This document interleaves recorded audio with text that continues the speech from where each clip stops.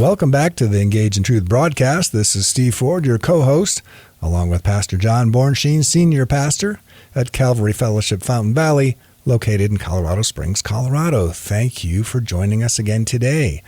Well, the last two broadcasts, we took a break from our study of Daniel to explore how one organization is spreading the gospel to the nations. We spoke with Patrick Klein and Jana Beeson from Vision Beyond Borders. They shared with us the hunger that people around the world have for the truth of God's Word and how God is on the move to meet them where they are. Now, for more information on this worthwhile organization, you can find their website at visionbeyondborders.org. That's visionbeyondborders.org. They also have a YouTube channel called Confessions of a Bible Smuggler. Well, today we are returning to our study of Daniel as we begin chapter 8 with the vision of the ram and the goat. Remember that you can find prior episodes of this series along with other prior episodes of this broadcast archived on the church's website at calvaryfountain.com. That's calvaryfountain.com. And here's Pastor John to get us started. No, thank you, Dr. Ford. I've been so excited to get into this study because it is no coincidence that we are going to be studying a little bit more about Persia and not only the birth of this nation, if you will. I mean, it was a power within the Middle East, a growing power. But what Daniel gets a vision of is its expanse as it rises to prominence, even the city of Susa, as it will be established. And Daniel gets to see this happen. And ultimately, this will also be revealed to Ezekiel, who in Ezekiel 38 and 39 talks about a coalition of nations of this Persia that will merge or partner with other nations like Russia and Turkey to come against Israel. And so we're in the throes of this very study while we see this conflict going on in the Middle East with the Persia of old, Iran today, battling it out with the Western nations, specifically the United States and Israel. And what we're finding is that some things are emerging in this that we wondered a time or two ago how that might come about. And now we're actually seeing even this coalition of Russia, Turkey, and Iran emerging. So we are on the precipice. We're right on the cusp, if you will, of some things eventually leading to Ezekiel 38 being fulfilled. And so we're studying about Persia right now. We're going to find out a little bit more of what this ram and goat mean and symbolize. And so this is a wonderful study that's in store for all of us as we go through Daniel chapter 8. There are 27 verses in this one chapter. And of course, on the radio program, we get through a handful, maybe at a time. So we're going to have to be in this for a few weeks as really examine this quite closely. This, of course, is building on what we studied in Daniel chapter 7. The book of Daniel isn't always chronological when it comes to the sequence of events that happened in a sequence chronologically in the affairs of men, but rather as they happen prophetically. And Daniel at times will bounce back and forth.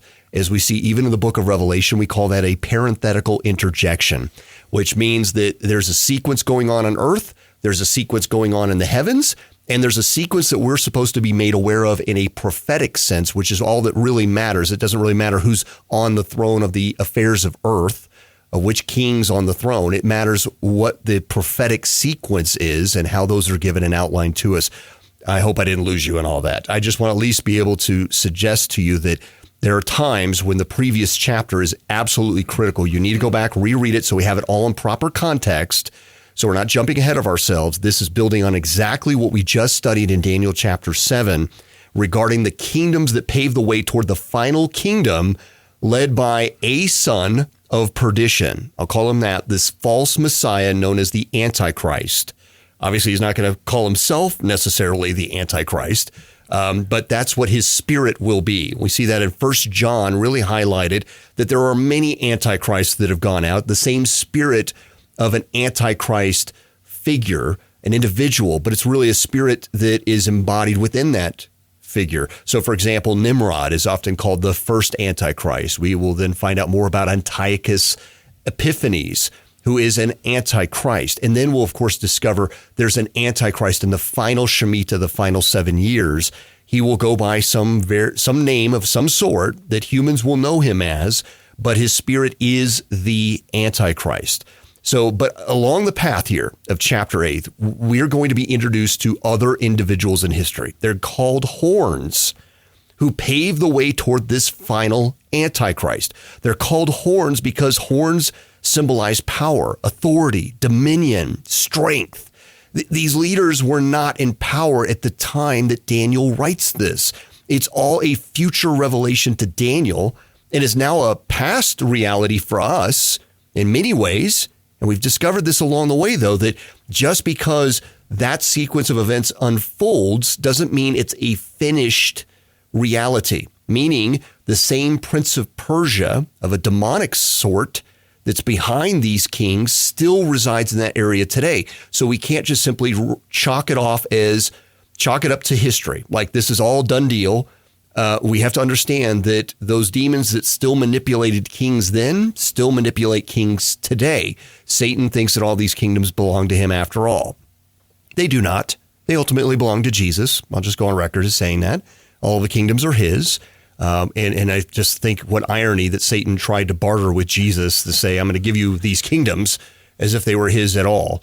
But he certainly manipulates, as he's called, the prince of the power of the air. And we know, as Ephesians 6 gives us, that we are not battling against flesh and blood ultimately. So we can look back and see how accurate the prophecies were regarding past events so that we can trust that what has happened will also come to pass as the Bible has specified for future events.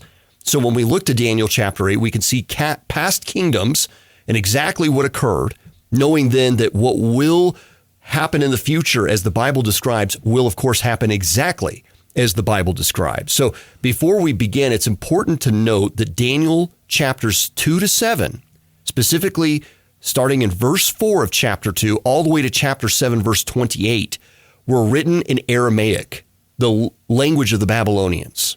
And to which some may say, well, why? Well, that's a great question.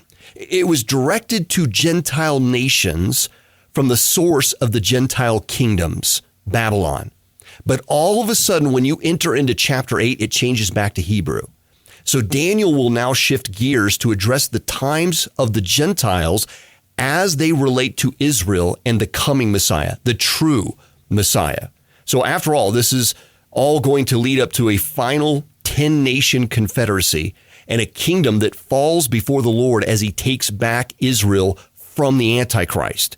And then he establishes his holy reign from Jerusalem, right? So that's what all of this is building up to. So this is all during a period called the tribulation, or the time of Jacob's trouble. And that comes from Jeremiah chapter 30, verse 7. So in some ways, it will be a repeat of history, as we're going to see here in a moment. But the whole world will be impacted by it, not just the region of the Middle East or around Israel only. The whole world's going to be impacted. So in the vision given to Daniel in chapter 7, the Lord revealed to him 4 kingdoms, and each had the appearance of a beast. Daniel was approximately 70 years old in Daniel chapter 7, and he goes back to the time under the rule of Belshazzar. And here in Daniel chapter 8, he's approximately 72 to 73 years old. So again, we've had about 2 or 3 years transpire since Daniel 7 into Daniel 8. It's roughly 547 BC, and he's writing about a vision that is it's given to him about 11 years before Zerubbabel will lead the first wave of Jewish exiles back to Israel. That happens in 536 BC. So we're just about a decade or so removed before he's about to see some of the prophecies that he knew that had been given to Ezekiel start to come to pass. And there were 3 periods of 70 years of judgment. We'll get to that when we get to that point. But he's very close. He's within a decade now of actually seeing some of these prophecies come to pass. So the Neo-Babylonian Empire had not yet fallen to the Medes and Persians. And we see that in Daniel chapter 5. So 2 years have gone by since he's given us this vision of 4 kingdoms. And now the Lord gives him more details and will even send an angel or archangel, according to other texts, Gabriel. So we don't know. Gabriel's often cited as a messenger of God. Some texts, like the book of Enoch, call him an archangel. Interestingly, And so he's going to give him interpretation and understanding. And we know Gabriel is very much involved in the incarnate Jesus Christ's birth, right? So now we've got Gabriel on the scene who's going to give this to Daniel. So before we even get into this whole chapter, let me summarize what we're about to cover. Okay, so this is going to set us up for the next few broadcasts. In this vision, Daniel is given a glimpse of key events throughout time. It would be like jumping into a time machine and just getting a fast glimpse like the Apostle John was given of the end of days. And so Daniel is about 72 to 73 years old, as I mentioned, in Babylon around 547 BC, and he will see approximately 8 years into the future with the coming united nation of the Medes and Persians that happens around 539 BC that will not only take Babylon, but the known world at that time. That's how powerful they'll become. So he's getting a glimpse of almost a decade into the future of what's about to happen. He'll also see their rebuilt imperial city of Elam, which was reestablished around 522 BC, around 25 years into the future for Daniel. Okay.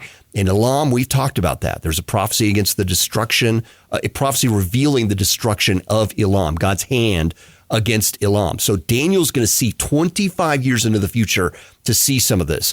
Then Daniel will see another kingdom come on the scene, Greece, which will not become a powerful force until around 330 BC. That's about 217 years into the future for Daniel. Can you imagine that you're just minding your own business, right? I mean, well, Daniel was imploring the Lord. Mm-hmm. And God not only answers his prayer, but sends a messenger, specifically Gabriel, to come and give him understanding of what he has seen, a glimpse of almost a quarter of a century into the future of these events that are about to transpire and how they then become the building blocks of what we're encountering today in 2026 AD, right? I mean, so that's what we're reading about right now. He's going to give us now then a glimpse. Daniel is going to see the Seleucids king arise, known as Antiochus IV, and he will rise to power 175 BC. That's now 370 years into the future for Daniel.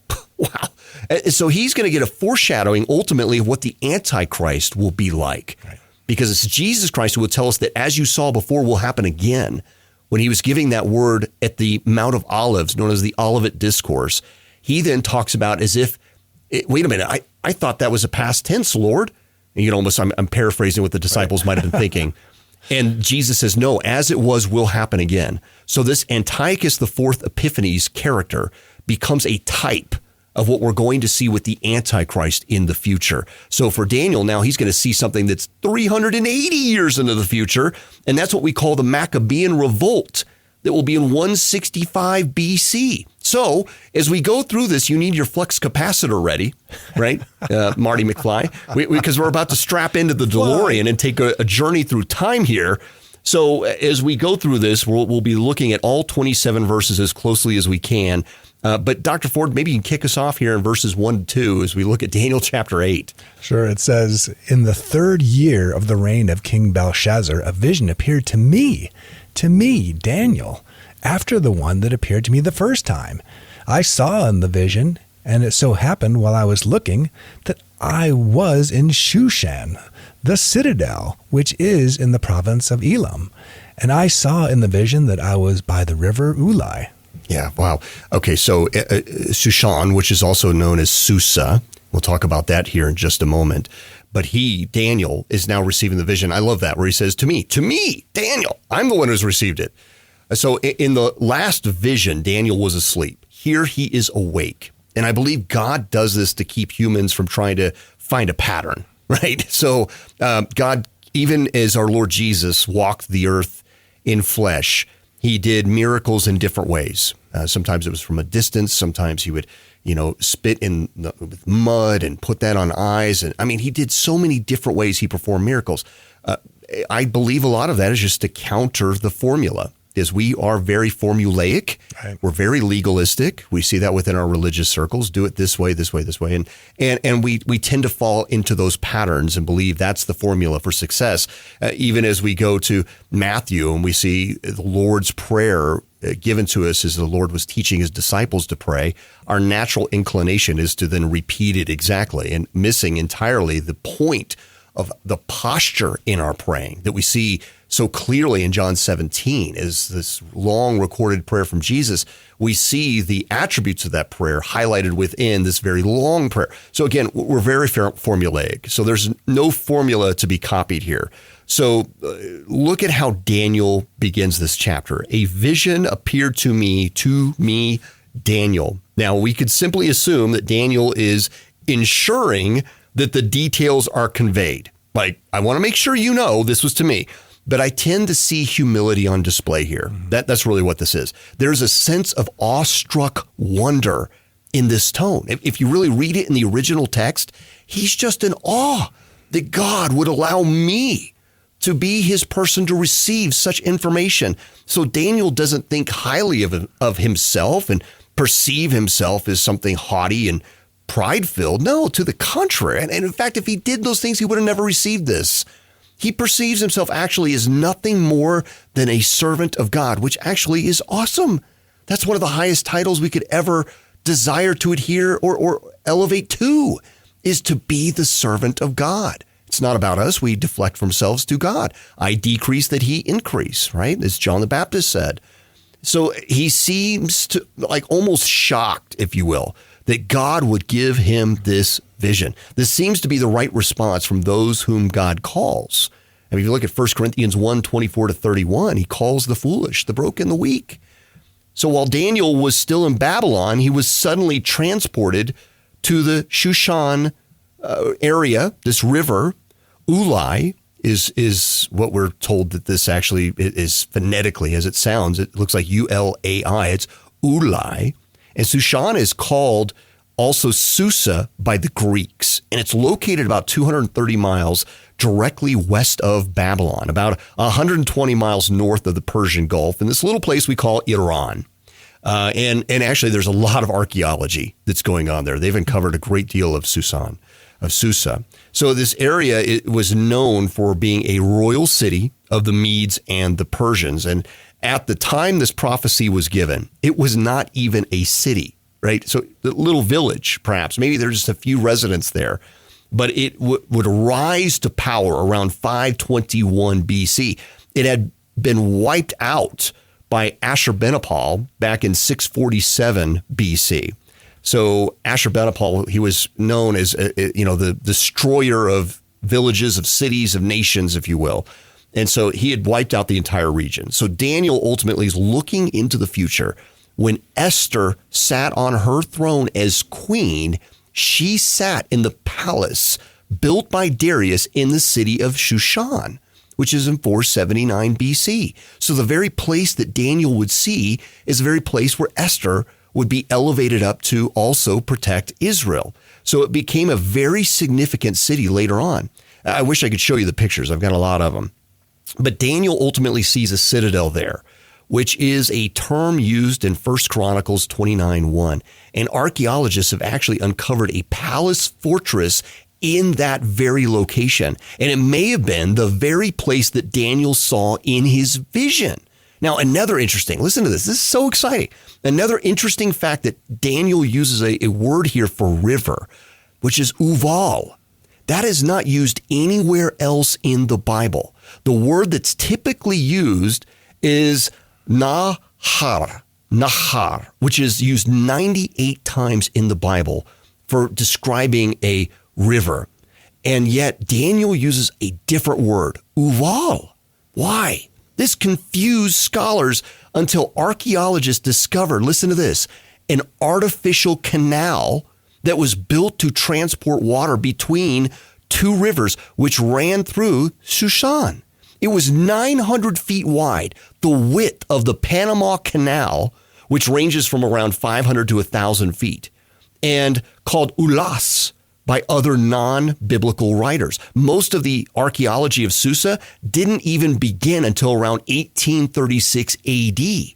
So for 2,000 plus years, no one understood why Daniel used such a unique word for this river, because it wasn't a natural river. It was a canal.